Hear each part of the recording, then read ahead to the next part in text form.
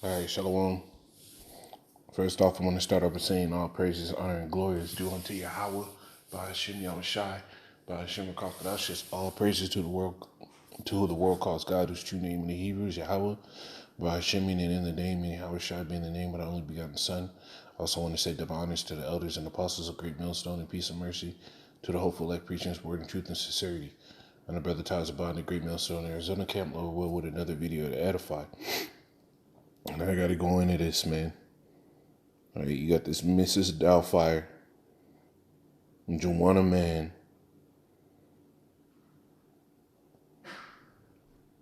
right? Brian Urlacher size nigga in a pantsuit and a female's blouse on national TV because the niggas continually sell out for some damn money. Right? You know damn well this dude don't swing that way. But for the bag, he'll do anything. Right? And this is why the Lord told us consistently, you got to show yourself a man in this thing. Right? Because manhood is directly tied to your service to the Lord.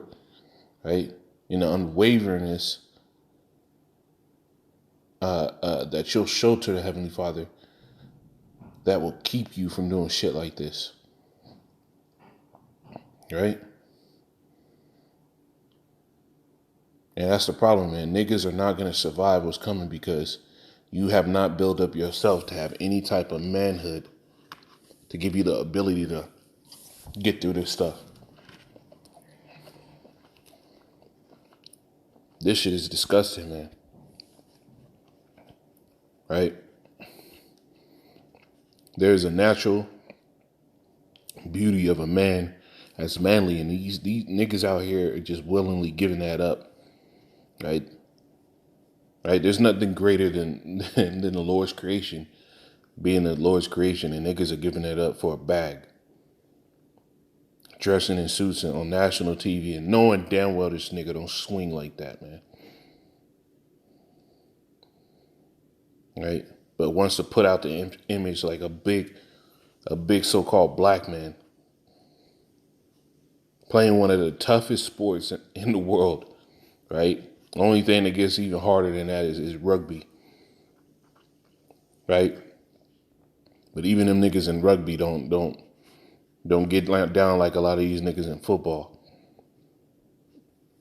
Somehow went on the national TV and dressed like Mrs. Doubtfire for everybody to see, man. Niggas like you are gonna get burnt up, and it's only gonna be adjusting, and it's only gonna be just, man. No. All right, this is Job 38:3.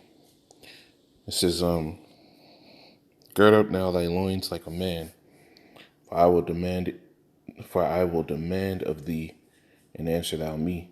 You see, that's how you're supposed to act. You're supposed to gird up your loins like a man. Now, there's a definition of what a man is in the scriptures. It's 1 Kings 2:2.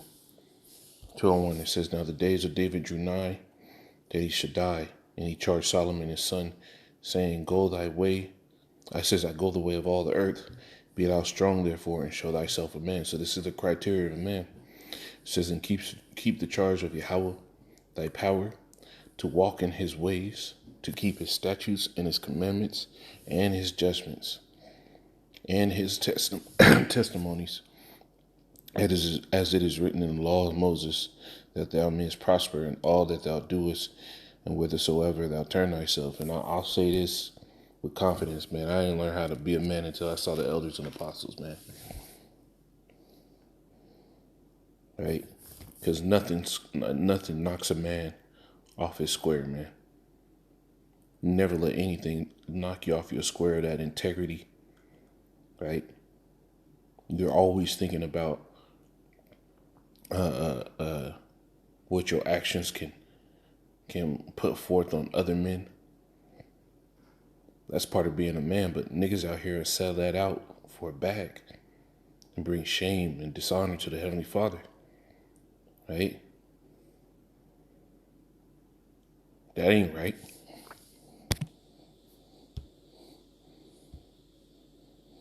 How many people you think this nigga done concussed, but somehow now he throwing on a two-piece women's suit on national TV with a receding hairline, a full beard. I hope this nigga's family fucking ridicules him and ostracizes him, bro. This shit is wild, man. Right? This is 2 Ezra 10. Nothing knocks a man off his square, man. And that's how you got to be in these times, because Esau's going to sit here and give you every opportunity to go against the Lord. But a man doesn't go against the Lord. Right? 2 Ezra 10, 33.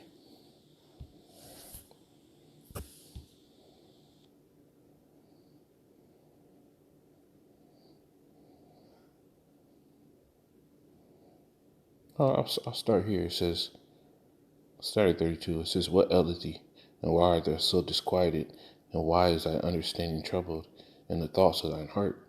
And I said, right, because he was showing a vision, right?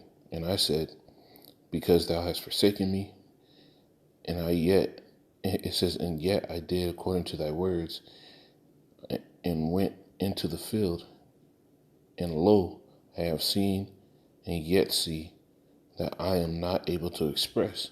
Right? So he's kind of bitching and complaining, right?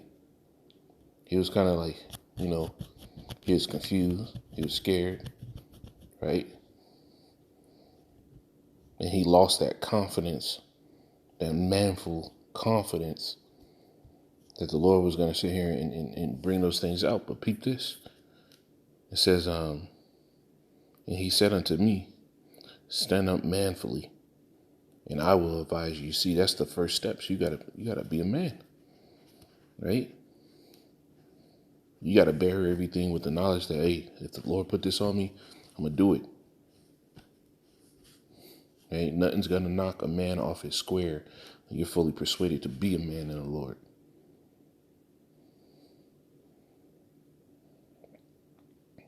Then said I, speak on, my Lord, only forsake me not, lest I die frustrate of my people, of my hope, Salakia. Right?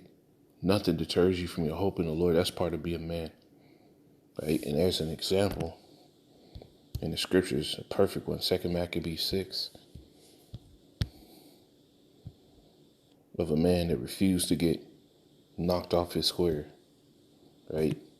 That thought about the entire picture and how it could be perceived by other men. Right? And he chose rather to show himself extremely upright.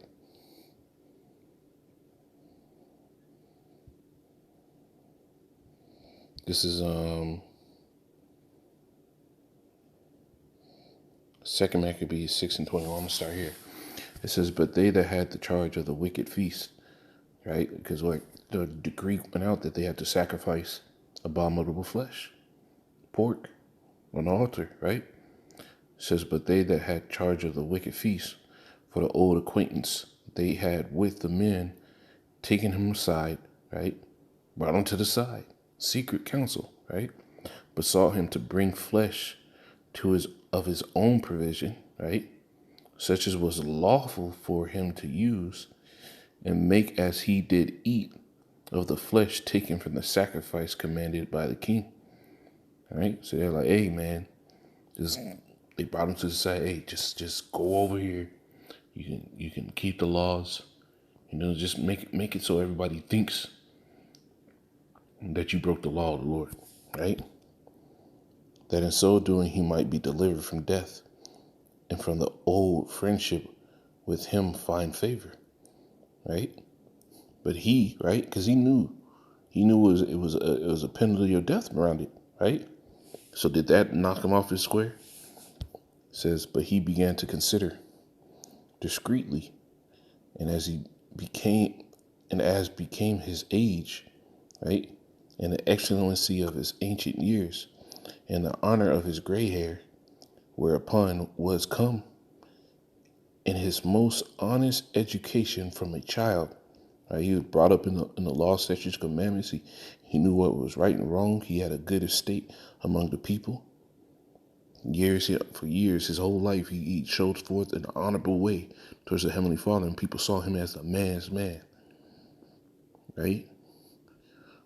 It says, or rather, the holy law made given by the Most High. Therefore, he answered accordingly,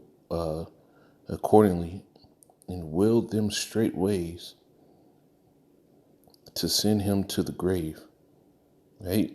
Automatically said, hey man, I'll die rather than do this. Rather than go against the Lord. He stayed on his principles, the integrity. And niggas in this world lost that, man. They'll sell out for anything. They have talk shows, they have jokes and shit about, oh, how much money would it take for you to do this and that shit that they know they would never do. It says, for it becometh not our age, said he, in any wise to dissemble, whereby many young persons might think that Eleazar, being 80 years old, and 10 being 90 years old, were now gone to a strange religion. Right? Because he started thinking about everybody else. He was like, hey, I can't have these people think that at 90 years old, I'm just leaving the Lord. That's some whole shit. And this is what niggas do. You know this nigga was in church. Man's man back in the day. Now for a bag, he was willing to sell out and put this up as an image. Right? Niggas have no honor and no manhood anymore. Right? It says, and so they through many hypocrisies and desire to live a little time and a moment longer, should be deceived by me. Right? He was thinking about it. He said, hey, I don't want them to think that through these hypocrisies, these young men that see me would be deceived by me. Right? Because my old age and my honor and my glory. Look, and this is a nigga that didn't get that lesson, that doesn't have that mindset. Because men aren't men no more, man. It says, and make it abominable is for though, it says for the present time I should be delivered from the punishment of men, yet should I not escape the hand of the Almighty, neither alive nor dead. Right? And this dude was like, hey, I'm gonna get this bag. He thought he gonna be good. But you ain't gonna escape the hand of the Lord, man. The Lord sees all these things. He sees everything of the Son of Man. Everything that men do, especially his people. Right? It's commanded to be a man in this thing. All this whole shit and changing up, right, for money and for the purse.